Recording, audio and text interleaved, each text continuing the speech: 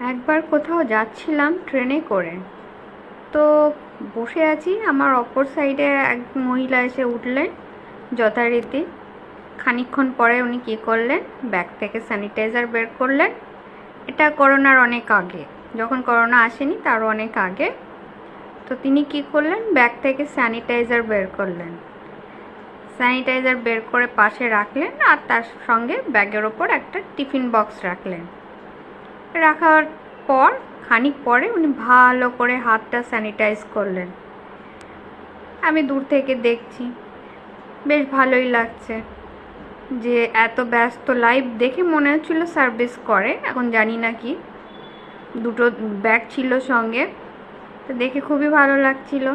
তারপর উনি ভালো করে হাতটা স্যানিটাইজ করলেন। স্যানিটাইজ করে তারপর টিফিন বক্সটা খুললেন।